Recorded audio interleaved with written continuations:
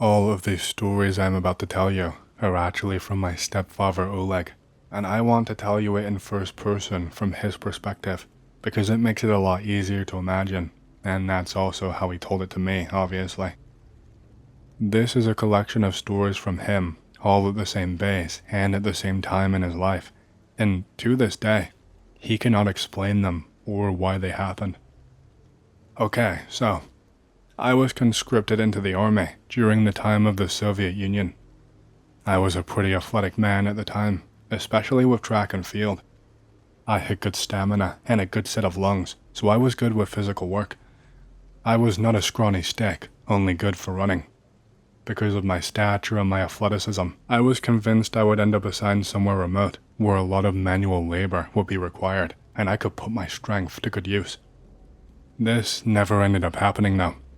I ended up assigned to the Strategic Missile Forces, which is a little hard to explain if you're not Russian. The Strategic Missile Forces were responsible for land-based intercontinental, intermediate, and medium-range nuclear ballistic missiles. We were responsible for taking care of them, doing maintenance on the facilities and equipment, etc. You can see why I was baffled. This was a much more technical role than anything I had ever done before.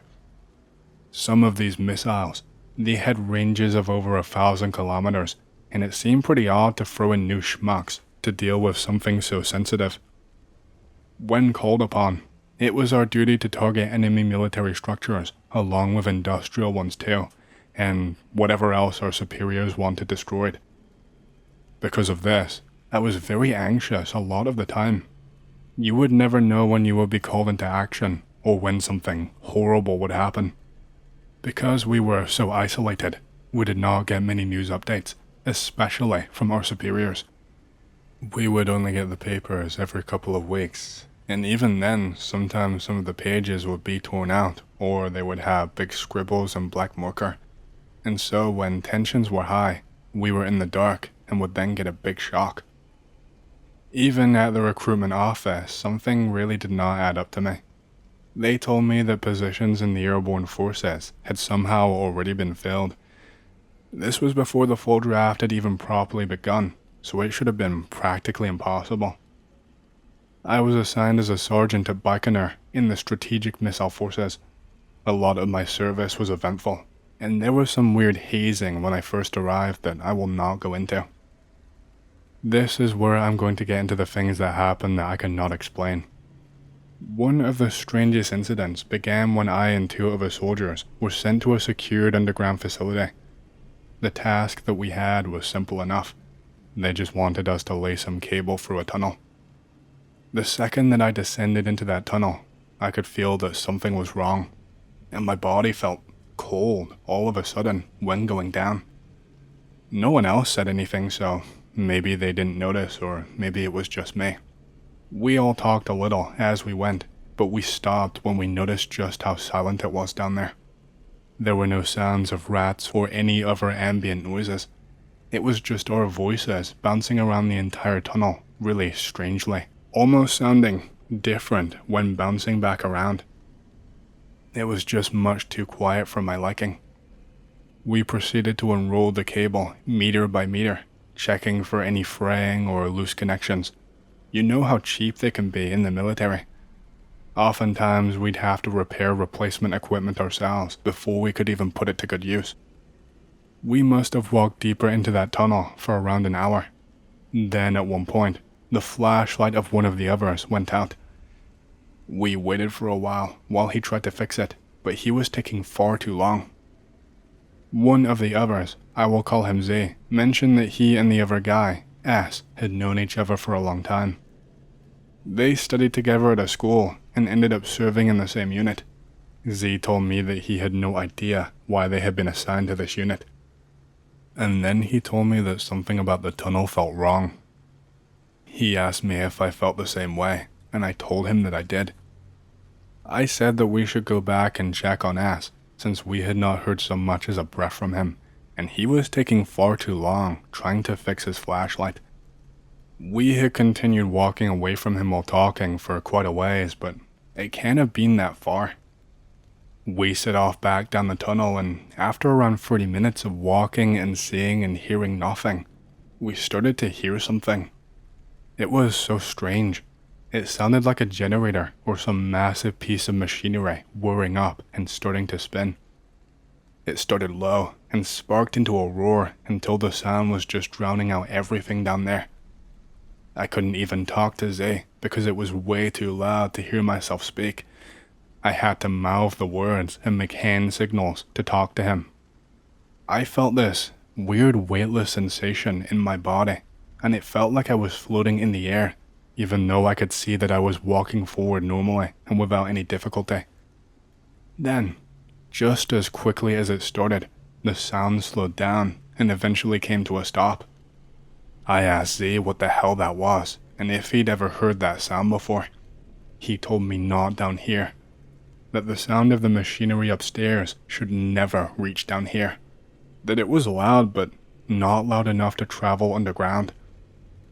Then we started to hear another sound after we stopped talking. It sounded like a groan and a whimper, like someone was just sobbing their heart out deep inside this tunnel. When that sound came on, that tunnel became really hot and stuffy all of a sudden, like a heat wave in a wall just hit us completely. But that unnaturally cold feeling returned pretty quickly, and I was shivering again by this point. I told Z that we should run and see who it was, that maybe someone was injured and needed our help, and so we did. We found S down there. After running for a while, it felt like 10 minutes of running straight, by the way. It was weird. It felt like we were running on the spot and not really clearing any distance for a long time. But the sobbing sounds grew louder, and we found S laying on the ground, curled up into a ball on the floor. We laughed and joked with each other at first, asking if the baby was scared of the dark and wanted to go home, and we jabbed him a little. But we quickly realized something was wrong when S was not in his usual jester-like mood and laughing. He was conscious, but also not at the same time. He was clearly awake, but he was not responsive to us at all. He would not look at us or acknowledge us. It was like he was in a soundproof room and could not see outside of his own little bubble. Even when we grabbed him and helped him up to his feet, he continued staring off into the distance and just sobbing. I had to carry him over my shoulders while Z helped me, as he could not even keep his legs steady on the ground. They kept wobbling and bending, and he almost completely collapsed to the floor. When we found him sobbing there, he had his helmet cradled in his one hand, and in the other, he was waving the flashlight back and forth like he was swatting a fly. There was something different about him too. His skin. He looked as if he'd gotten a tan, like he had been laying in the sun for a few days. But we were out in the shit in the snow, and we had only been separated from him for less than an hour. The entire time that we carried S back above ground, both Z and I had the feeling that something was following close behind us.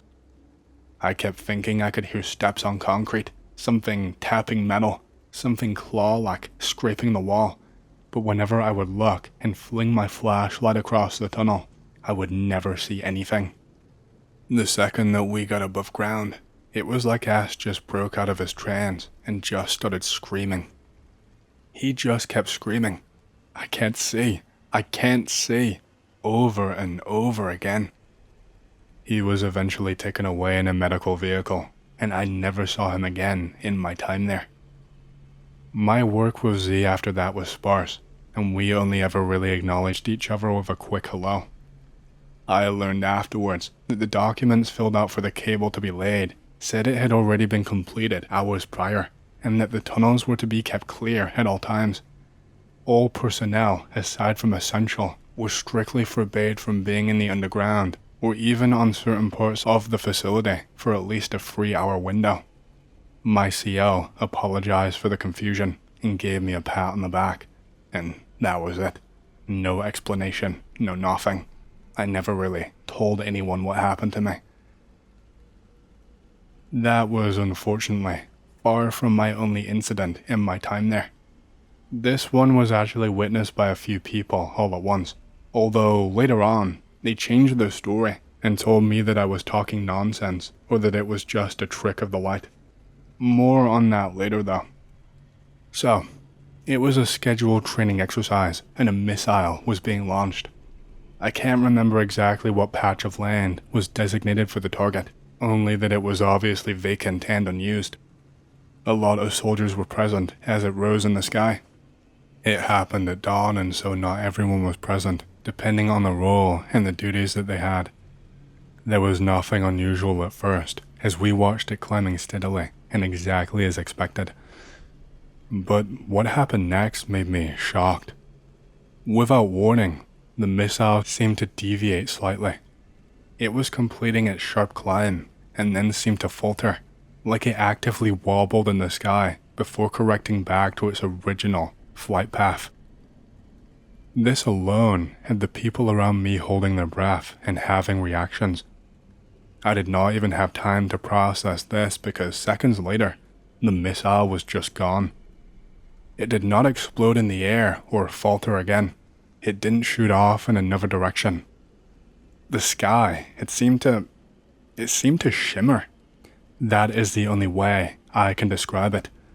I was called crazy afterwards and told it was a trick of the light or a mirage, but I saw the sky around this missile actively shimmer, like the air was physically solid and was being moved around. And when the missile entered that space, it was just gone.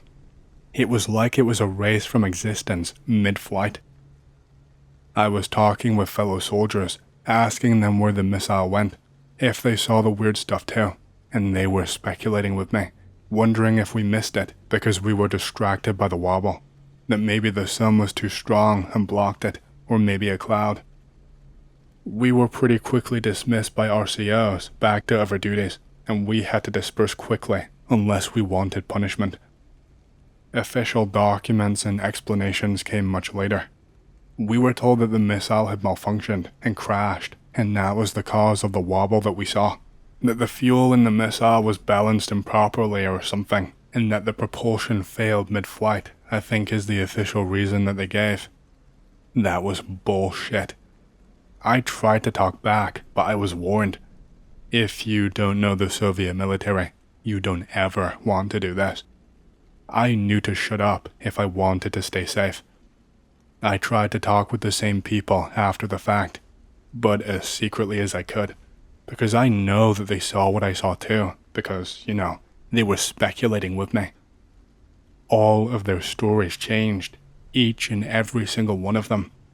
They started telling me that I was crazy, and that it was just a trick of the light, and that they never saw what I saw. I wonder if they were all warned as well as me, and were just too scared to talk. This next experience was more personal, and it unsettled me quite badly. So, one night, it was around 3 a.m., but the base was lit up like it was daytime. I was sitting alone and listening to the radio.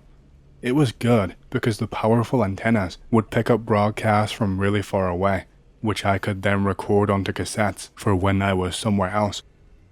You might not believe, but some radio waves can travel thousands of kilometers, and this meant I could sometimes hear American broadcasts if I was lucky. My English was pretty poor, but I was learning, and this was a really good way to do this. Anyway, I came across a signal that was transmitting what sounded like an SOS. It was a coded message, but it was much more specific than just normal SOS. I don't know how to explain the next part. I had no idea what the code was consciously, but without me even thinking, I had sent another code in response that when I looked at it, looked like gibberish. It was as if my hands acted independently to my conscious brain and did this without me asking. It was like it was a hidden function. I would never have known that I actually did this and sent this if I did not look down at my hands and catch it happening right in front of me. It was like a subconscious thing. After I sent that code, I draw a blank. My memory just blanks, and I don't know what happened next while I sat there. I think maybe I fell asleep on duty, because I do remember having an odd dream that same night. I dreamed I was still sitting at the desk, sending signals back without even thinking. And I remember looking upwards and noticing that I was wearing something on my head, like a kind of a metal dish. I could only see the band that stretched around my scalp. Anyway, that was the entire dream, but I did wake up at that desk later on when someone came to grab me for another duty.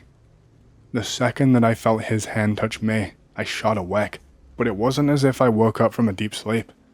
It felt almost as if I had just blinked and that the day had proceeded cleanly with no breaks, if that makes sense. He asked me why I was goofing off, and I apologized because I didn't really have an answer, and I just left. There isn't much more to this one, except that near where my temples were, where I was wearing that thing in my dream, my skin felt softer, and the bits of hair almost growing into sideburns there. I was already starting to get a few grey hairs that were not there just a few weeks before. I know they say that stress can do that, but it was only in that specific patch, and I was certainly no old man. I ended up trimming my hair to hide this because I felt ashamed. I never found that same broadcast ever again, the weird American one. I still have no idea what it was. Okay, one final event. I know it sounds like a lot for one person, but I only ever had weird things happen in that place. The rest of my entire life went by smoothly, with nothing weird happening at all. This was my last year of service before I was moved on. I was supposed to be on guard duty that night, but I got this feeling in my head, this warning sensation. I felt a tingle, and in my body, I felt like I should not do my duty tonight, that something bad would happen if I did. It was a similar feeling to the one that I got in that underground place from my first event. I pretended to be sick, and I was replaced by another soldier temporarily. I felt bad, but even just the thought of me standing guard made me feel sick to my stomach. Morning came and went. The entire place was in an uproar, and every last man was summoned outside. Every top-level CO and commander was there. Even someone esteemed from outside the base had flown or driven down there that day. The guard on duty last night, the one who replaced me, they found him laying in the grass. Someone had put a bullet in him. I think he was caught in the neck. They must have missed or something. Whoever had killed the soldier had taken him, dragged him partially into a nearby patch of grass and bushes, and then just given up. The footsteps, though, they led straight back to the base. There was no trail of footsteps fleeing from the base, only heading back there. There was no evidence at all of who had done something aside from this. The entire base was locked down for weeks. Every soldier had to report for mandatory inspections for weapons and equipment, to give testimonies on their movements that night and the behavior of their fellow soldiers. I was drilled for hours and hours about one of my bunkmates. They asked me if he was loyal, if he ever talked about missing home, if he ever asked me any prying questions, etc. I think they were trying to make us turn on each other. After almost a month, they made a public arrest. A man crying and begging that they had gotten it wrong, that he was asleep when it happened, and that he had 3 different soldiers who could attest to this. He was hauled away under suspicion of murder and being a spy and such. I think he was taken to a detention camp for further interview. The person they arrested, it was Z from my first event.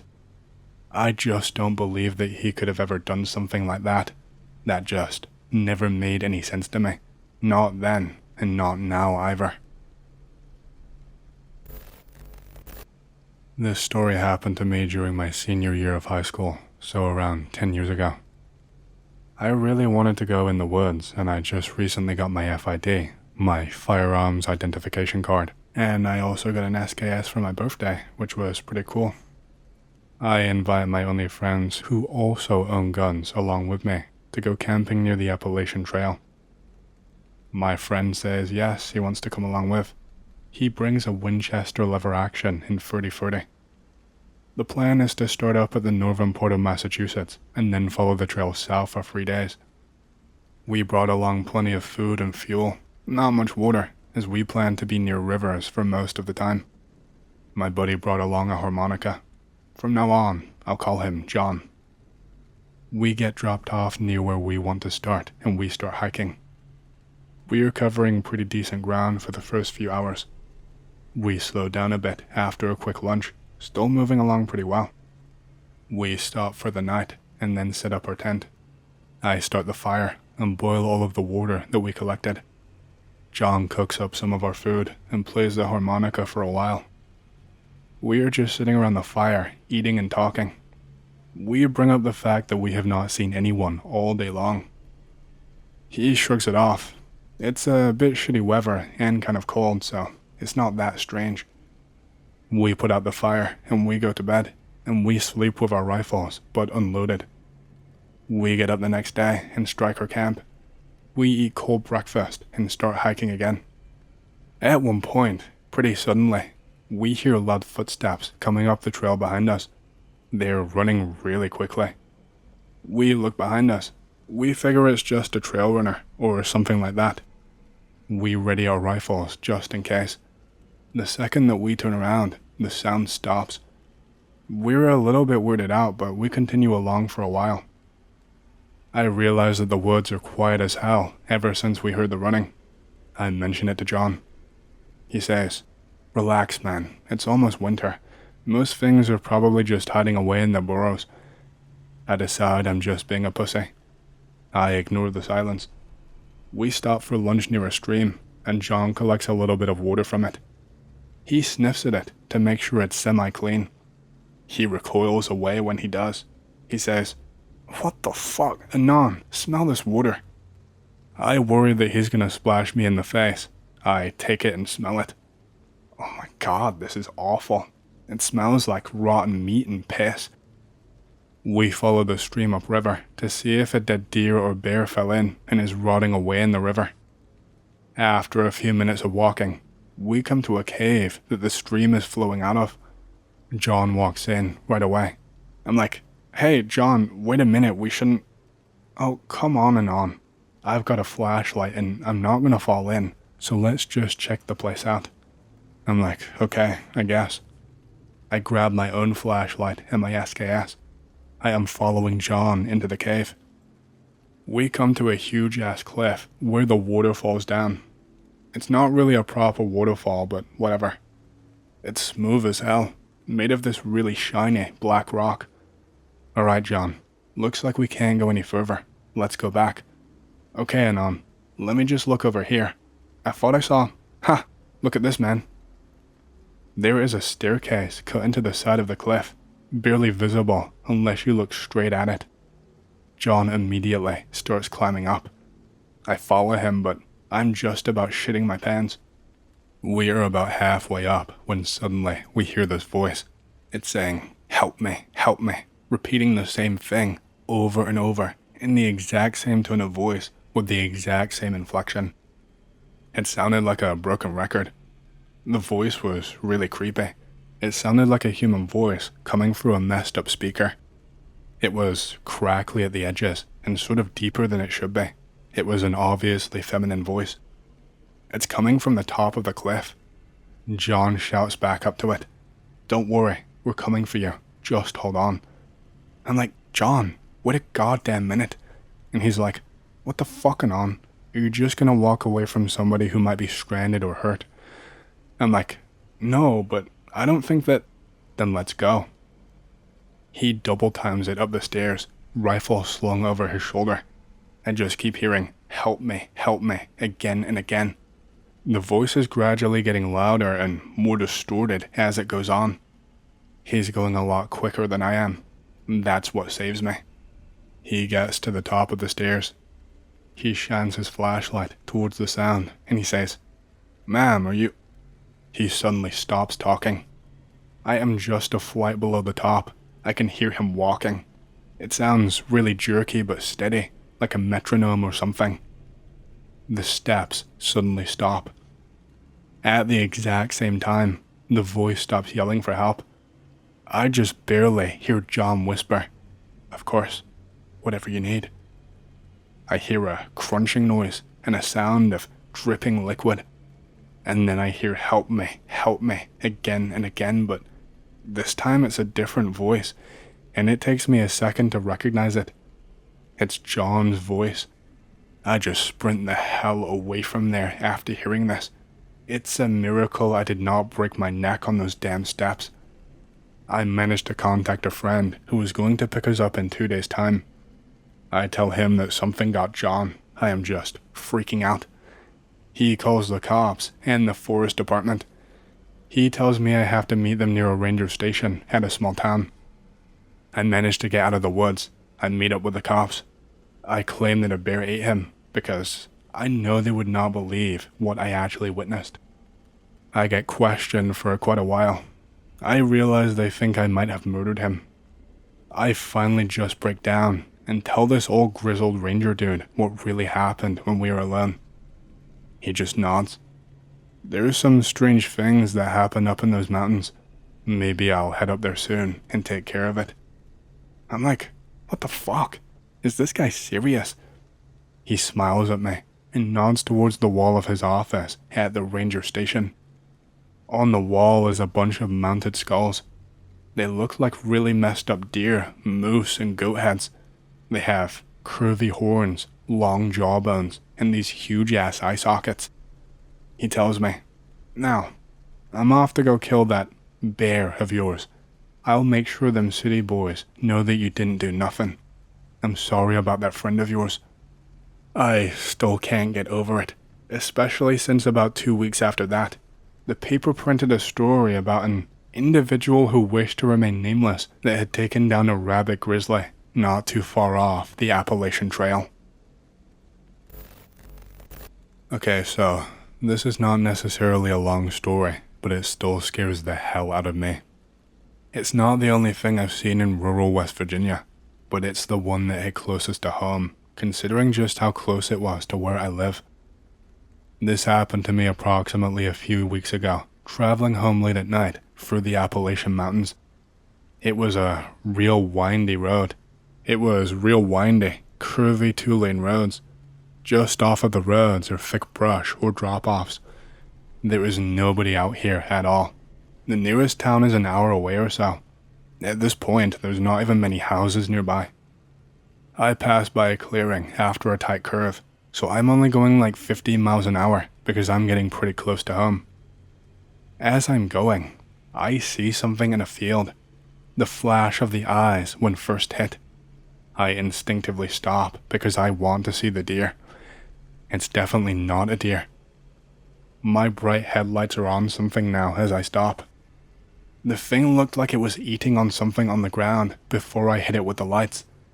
It had these long legs and medium torso, but the fucking arms were as long as the thing itself.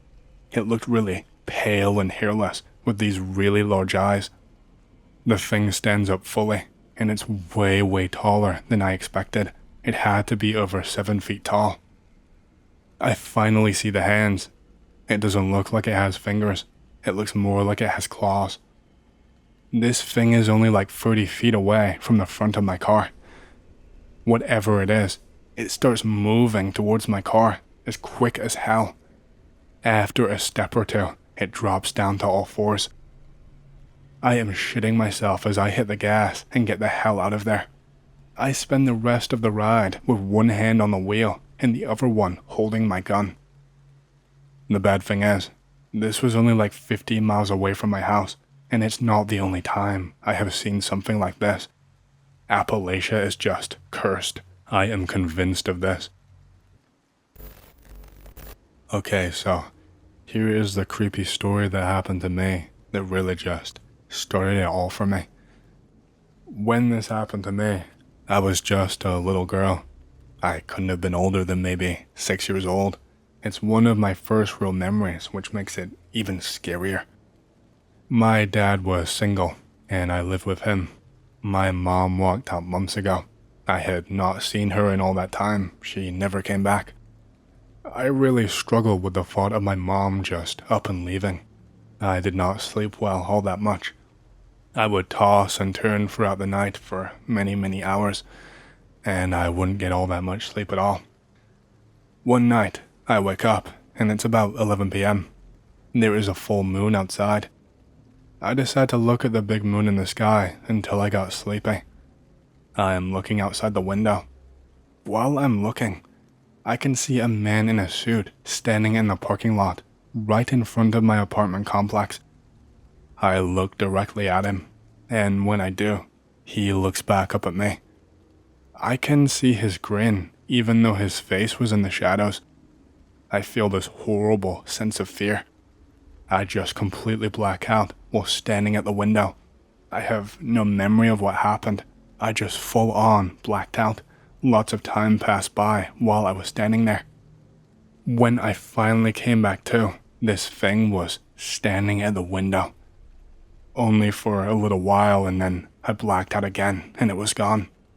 And then all of a sudden, it was 6 a.m. after only a few seconds had passed, what it seemed like, and the sun is now shining. I went to bed, frightened for my life. My dad told me that I used to have nightmares a lot as a little kid. I also apparently went through a phase where I had select mutism. He said it started a few months after my mom moved away. I have really no memories of when I was a little kid. I have very few, very vivid memories.